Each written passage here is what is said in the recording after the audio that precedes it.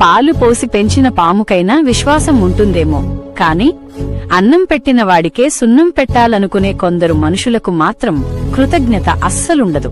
పైగా మనం చేసిన సాయాన్ని మన చేతకానితనంగా భావిస్తారు. నీ హోదాను చూసి వచ్చే బంధాలు నీడలాంటివి. వెలుతురు ఉన్నంత వరకే నీతో ఉంటాయి. గుణాన్ని చూసి వచ్చే బంధాలు ప్రాణంలాంటివి. చివరి శ్వాస వరకు తోడుంటాయి. నిజం ఎప్పుడూ నిప్పులాంటిదే. మొదట కాల్చినా చీకటిలో వెలుగునిస్తుంది. అబద్ధం అందమైన పువ్వులాంటిది. మొదట ఆకర్షించినా త్వరగానే వాడిపోతుంది. అందరూ మంచివాళ్లే మన జేబులో డబ్బు ఉన్నంత వరకు. అందరూ మనవాళ్లే మనతో వాళ్లకు అవసరం ఉన్నంత వరకు. ఇదే నేటి సమాజం తీరు. నా మౌనమే నా ఆయుధం, నా ఆత్మగౌరవమే నా కిరీటం. నా విలువ తెలియని చోట ఒక్క క్షణం కూడా ఉండను. ఎవరి దయాదాక్షిణ్యాలపై బ్రతికే కర్మ నాకు లేదు. నా కాళ్లపై నేను నిలబడతా. నా సహనాన్ని చేతకానితనంగా భావించకు. సమయం వస్తే నా సత్తా ఏంటో చూపిస్తా. నా విలువ తెలియనోళ్లకి నా గురించి వివరించాల్సిన అవసరం నాకు లేదు. గౌరవమిస్తే ప్రాణమైనా ఇస్తాను, కాని నా ఆత్మగౌరవాన్ని దెబ్బతీస్తే వదిలిపెట్టే ప్రసక్తే లేదు. నన్ను తక్కువ అంచనా వేయకు. నిశ్శబ్దంగా ఉన్న సముద్రం కూడా సునామీ సృష్టించగలదు. నా దారి నాది, నా పద్ధతి నాది. నచ్చితే కలిసి నడువు, లేదంటే నీ దారి నువ్వు చూసుకో. నీకు ఈశ్వరుడు ఎప్పుడు ఏమిచ్చాడో దానికి తృప్తిపడు. ఆ తృప్తికి కారణం ఉండక్కర్లేదు.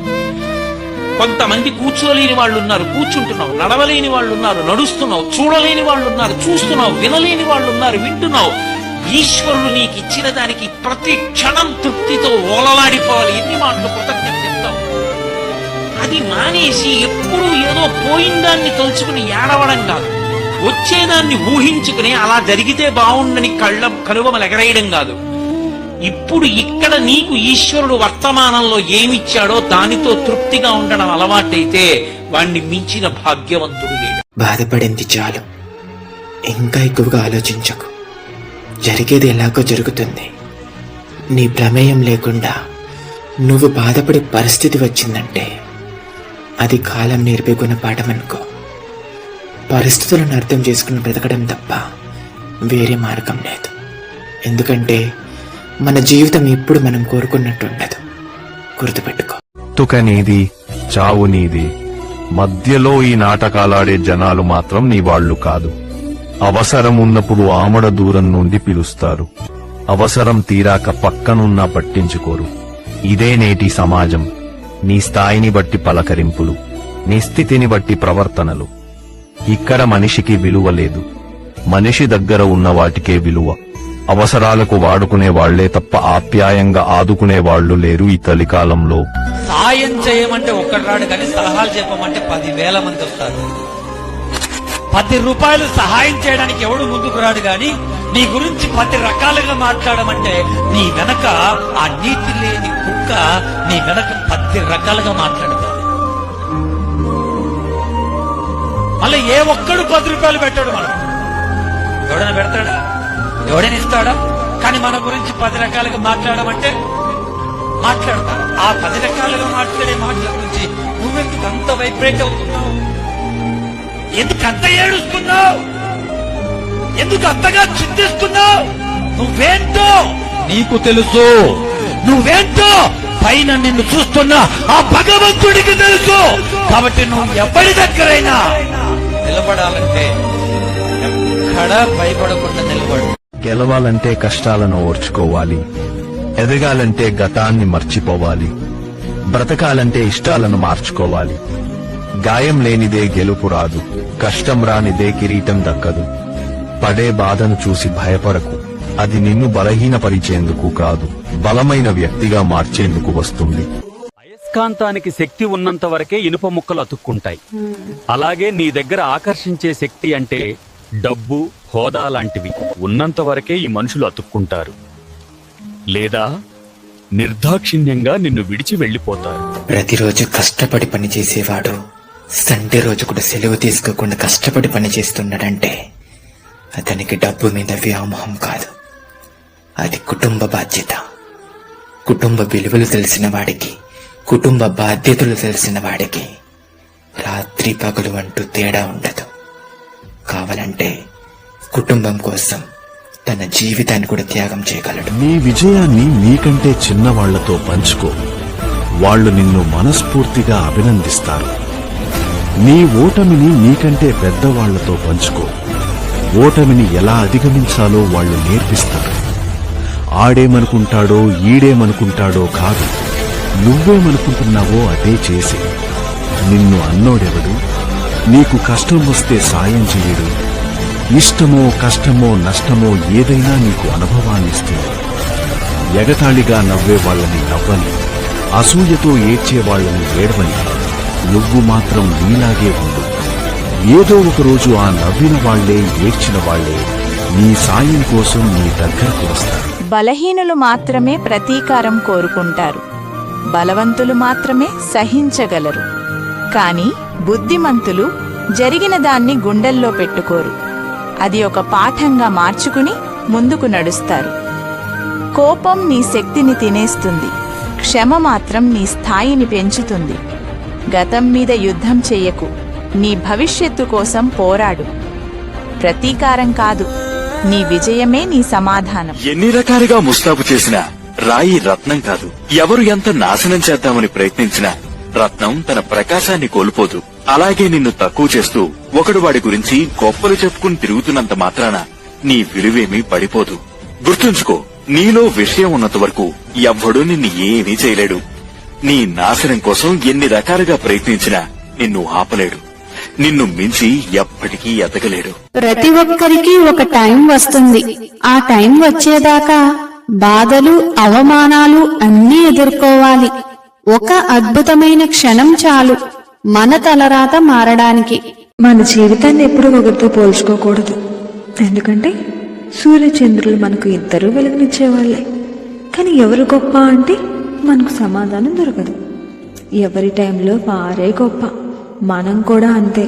దేనికైనా సమయం రావాలి. వేరేది చూపించేవాడు ఎవ్వడు ఒక పూట ముద్ద కూడా పట్టడు. అందుకే మనకి నచ్చినట్లు బ్రతకాలి. అది కష్టమైన, నష్టమైన, బాధైన, సంతోషమైన, మన జీవితం మనది. అవసరం లేని వారి గురించి ఆలోచించి ప్రయోజనమే లేదు.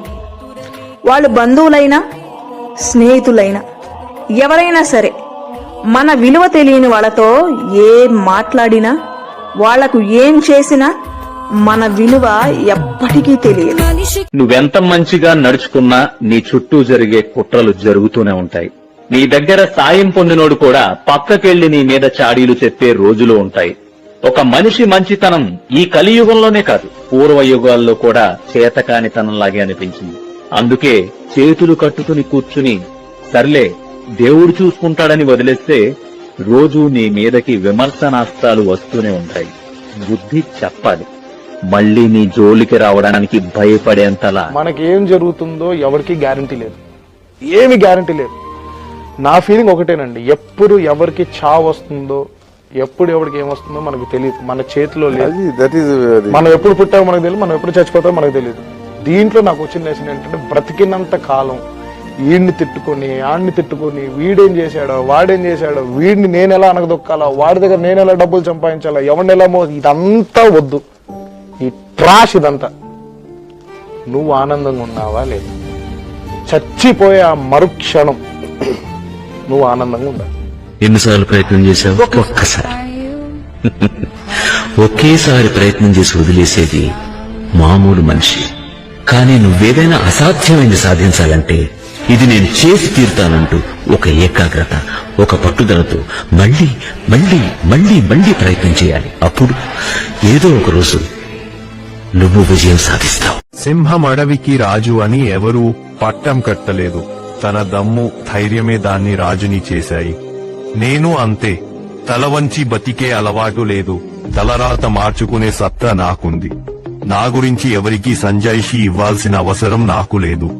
నా జీవితం ఒక తెరిచిన పుస్తకం. చదవడం తెలిసిన వాళ్ళకే అర్థమవుతుంది. అందరికీ నచ్చడానికి నేనేం ఐస్ క్రీంని కాదు, కారం లాంటి వాడిని. నచ్చినోడికి రుచిగా ఉంటా, గిట్టనోడికి మంట పుట్టిస్తా. ఇదే నేనంటే. ఎంత తీయగా ఉన్నా బూజు పట్టాక పండు, ఎంత బలంగా ఉన్నా తుప్పు పట్టాక ఇనుము, ఎంత అందంగా కనిపించినా చెదలు పట్టాక చెక్క, ఎంత ఐశ్వర్యం ఉన్నా గర్వం పెరిగిన మనిషి నాశనం కావడానికి ఎంతో సమయం పట్టదు. అందుకే ఎదిగినా ఒదిగి ఉండే గుణాన్ని అలవరుచుకో. కాలం మారుతుందో లేదో తెలీదు, కాని మనుషులు మాత్రం ఖచ్చితంగా మారుతున్నారు. ఎదురుగా ఉన్నప్పుడొకలా, లేనప్పుడు ఇంకోలా మారిపోతున్నారు. నవ్వుతూ దగ్గరయ్యేవాళ్లు మనసులో నిజంగానే ఉంటారో లేదో అర్థం కావడం లేదు. ఎవరి మాట నిజమో, ఎవరి నవ్వు నటనో నమ్మాలో తెలియని కాలమిదే. కాని గుర్తుంచుకో, మన మంచితనం మారకపోతే మన విలువ ఎప్పటికీ తగ్గదు. మనం ఎవరిని కలవాలి, ఎవరితో లైఫ్ లీడ్ చేయాలి అనేది మన చేతుల్లో లేదు. విధి మనకి చాలాసార్లు కొత్త పరిచయాలు చేస్తుంది, కానీ పర్మనెంట్ గా ఎవరు ఉంటారో అది రాసి పెట్టి ఉంటుంది. కొందరు మనకి నేర్పడానికి వస్తారు, మరికొందరు మనతో బ్రతకడానికి వస్తారు. మనం ఎవరిని ఎంతలా ఇష్టపడినా ఆ దేవుడు రాసిన స్క్రిప్ట్ లో మనం ఎవరికి దక్కాలో వారికే దక్కుతాం. అదే జీవితం, అదే డెస్టినీ. మొదలు పెట్టగానే ఎవరు గమ్యం చేరుకోలేరు. మనపైన మనకు నమ్మకం ఉండాలి. ఈ రోజు పాఠం ఏంటో తెలుసా? లక్ష్యం పెట్టుకొని కంట్రోల్లో ఉండి అప్పుడు గాల్లోకి రావాలి. భయపడడంలో తప్పులేదు. కొన్నిసార్లు భయానికి మించిన గురువెవరు ఉంటారు. మిత్రమా, నీ శరీరం లేచి నిలబడడానికి సహకరించని రోజు, నీ చేతులతో నీరు కూడా తాగలేని రోజు, నీ కాలు ఒక్క అడుగు కూడా ముందుకు వేయలేని రోజు, నీ పనులకు ఇంకొకరిపై ఆధారపడిన రోజు, నీ భావాన్ని నీ నోటితో నీవు పలకలేని రోజు, నీ నిస్సహాయ స్థితికి నీపై నీకే జాలి కలిగిన రోజు, నీ జీవితంలో ఏం చేశావో, ఏం సాధించావో, ఏం పోగొట్టుకున్నావో నీకు స్పష్టంగా అప్పుడు తెలిసిపోతుంది. కాని అప్పటికే అంతా చేజారిపోతుంది. నీ తప్పును సరిదిద్దుకునే అవకాశం కూడా ఉండదు. అందుకే అన్నీ బాగున్నప్పుడే ఆత్మజ్ఞానం తెలుసుకో. గుర్తుపెట్టుకో, అందరికీ అన్నీ చెప్పాల్సిన అవసరం లేదు. నిన్ను నమ్మేవాడికి నీ మౌనం కూడా అర్థమవుతుంది. నిన్ను విమర్శించేవాడికి నీ వివరణ కూడా అబద్ధమే. అందుకే ఎవరికో ఏదో నిరూపించాలని చూడకు. మౌనంగా నీ దారిలో నువ్వు వెళ్ళిపో. రేపు నీ గెలుపు ఇచ్చే సమాధానం నీ శత్రువులకి గుణపాఠం కావాలి.